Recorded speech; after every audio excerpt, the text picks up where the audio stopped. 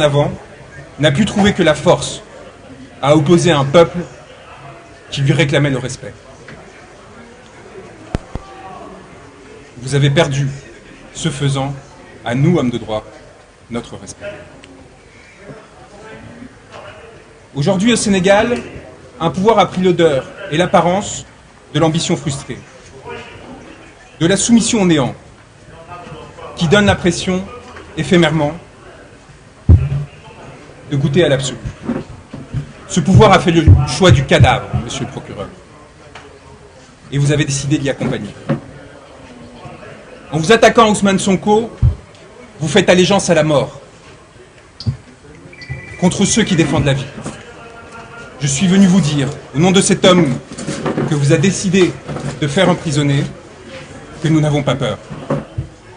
Que nous avons l'âme tranquille des hommes qui luttent et qui observent sans dédain ni pitié ceux qui s'offrent à la servilité. Je suis venu prêter main forte à ceux qui ont décidé de défier le malheur et la fatalité. À ceux qui ont décidé de tenir droit contre ceux qui les veulent plier. Au Sénégal s'engage le devenir d'un continent qui a porté l'homme, tutoyé les astres, et que l'on a pour cela longtemps persécuté. Un continent qui désormais fait l'histoire et la domine, s'apprêtant à en écrire les pages les plus glorieuses, dans l'aspiration au bonheur et à la dignité. J'ai l'honneur d'avoir été choisi auprès de mes confrères par un homme qu'un peuple a choisi pour l'accompagner. Et aux côtés de mes frères et sœurs qui luttent, d'avancer sur un chemin pour l'humanité. Au Sénégal s'engage mon devenir, puisque vous avez décidé de m'y faire arrêter, signifiant au monde que j'étais recherché. Monsieur le procureur de la République, eh bien me voilà. Je n'ai pas l'âme d'un fugitif.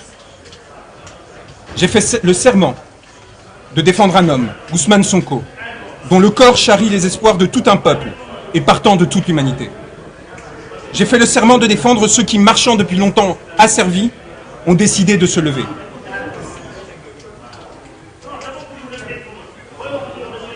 Vous avez décidé de le faire arrêter, ce corps qui s'est érigé, s'est redressé, et à travers lui, d'arrêter 17 millions de Sénégalais. Vous l'avez espéré à la menace, l'intimidation, la corruption, servile et soumis. Vous n'avez pas supporté que, rehaussant son regard, ce corps et cette âme disent non. Non, je ne céderai pas. Non, je ne me soumettrai pas. Non, je ne me plierai pas. Trop de siècles sont passés, j'aspire désormais à la liberté et à la souveraineté. C'est donc tout naturellement en tant qu'avocat, mais également en tant qu'homme, qui sait ce qu'il doit aux siens, à tous ceux qui luttent, quelle que soit leur origine et leur couleur de peau, que je suis venu me porter à ses côtés. Et c'est donc naturellement que vous m'avez voulu arrêter. Moi, comme d'autres confrères et consoeurs, comme tant de journalistes, comme tant de citoyens. Car vous savez les reconnaître, monsieur le procureur. Les hommes qui, disant non, menacent vos intérêts.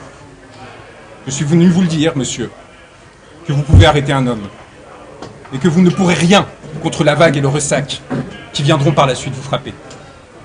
Nous sommes les héritiers et les ancêtres d'une longue lignée d'êtres qui ont ouvert leurs portes, et qui ont ouvert toutes les portes, aux sœurs et frères qui tremblaient. Plus de 600 Sénégalais demeurent enfermés du fait de leurs idées. Vous pourrez en arrêter 1000 autres, monsieur le procureur. Vous ne pourrez rien contre les champs humains que leurs mots et gestes s'apprêtent à ensemencer. Monsieur le procureur, je suis venu ici à Dakar vous dire que nous serons vos spectres,